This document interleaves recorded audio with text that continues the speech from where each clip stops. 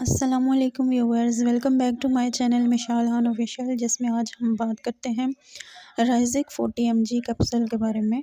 राइजिक 40 mg capsules basically क्या होते हैं और कौन सी कंडीशन में आप इनको यूज़ कर सकते हैं, साइड इफ़ेक्ट्स के बारे में भी आपको आगाह किया जाएगा। लेकिन उससे पहले जो न्यू है चैनल पे, जितने भी लोग न्यू है चैनल पे, उनसे ये गुजारिश है कि हमारे चैनल को सब्सक्राइब करें, वीडियो को लाइक करें, शेयर करें। Thank you. बात करते हैं राइजिक कैप्सूल्स के बारे में। तो राइजिक कैप्सूल्स जो है वो बेसिकली स्टमक अल्सर्स के लिए और एंटीपेप्टिक अल्सरेंट की जो कंडीशंस होती हैं उनमें जो है वो इस्तेमाल करवाए जाते हैं। इसके अंदर जो मेडिसन है वो ओमेप्राजोल होती है। ये ओमेप्राजोल से जो है वो कंपोज्ड हैं। गेट्स फार्मा की ये प्रोडक्शन है। और स्टमक अल्सर यानी मैदे के जो अल्सर होते हैं या मैदे की जो बीमारियां होती हैं या निज़ाम हज़म को लेकर जो बीमारियां होती हैं इंटरनल, ये उसको बहुत बेहतर करने के लिए इस्तेमाल में लाए जाते हैं।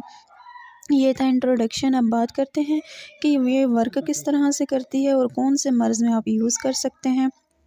तो ये मेडिसिन जो है वो ऐसी कंडीशन जिसमें कि आपका हार्ट बर्न की आपको कंडीशन हो, यानी आपके सीने में जलन हो, आपको गैसेस के मसाइल हों, हाइपर सेक्रेशन का मसला हो, उसके अलावा नर्व डैमेज हो या मैदे का अल्सर हो, गैस्ट्रिक इश्यूज़ हों या एच पाइलोरी इन्फेक्शन हो। एच पाइलोरी ये भी मैदे का इन्फेक्शन होता है जो कि बैक्टीरिया की वजह से होता है, तो उसके लिए भी ये बहुत ही कारआमद होते हैं। उसके अलावा जितने भी स्टमक डिसऑर्डर हैं, जैसा कि रिफ्लक्स ऑफ स्टमक एसिड है, जिसमें कि आपके मैदे से जो है वो तेज़ाबियत आती है, या आपका जो खुराक की नाली है उसमें जो है वो आप इरिटेशन महसूस करते हैं। सम टाइम ऐसा होता है कि जो आपने खुराक खाई हुई होती है, आप लेटे हुए होते हैं और वो दोबारा आपके मुंह की तरफ आ रही होती है, तो उसमें क्या होता है कि आपके मैदे का अल्सर बहुत ज़्यादा हुआ होता है, जिसकी वजह से आपको जो है वो हाजमे के मसाइल होते हैं।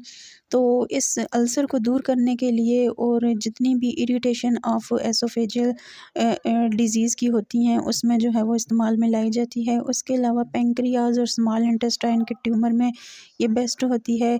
उसके अलावा जितने भी गैस्ट्रिक इश्यूज़ होते हैं स्मॉल इंटेस्टाइन के, लार्ज इंटेस्टाइन के, स्टमक में जो इरिटेशन होती है या आपको कोई खुराक हज़म नहीं हो रही होती, जलन महसूस होती है, तो इन तमाम कंडीशन में आप इसको ले सकते हैं।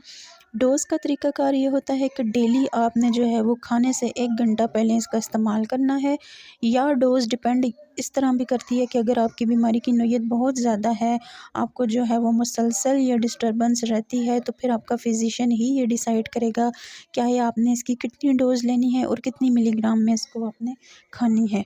अब बात करते हैं साइड इफ़ेक्ट्स के बारे में। तो साइड इफ़ेक्ट्स में जो है वो ज़्यादातर इसमें यही देखा गया है कि आपको जो है वो गनुदगी आ सकती है, सर दर्द हो सकता है, स्किन रैशेज़ हो सकते हैं, इंसोम्निया की कंडीशन हो सकती है। वीडियो पसंद आई हो तो चैनल को ज़रूर सब्सक्राइब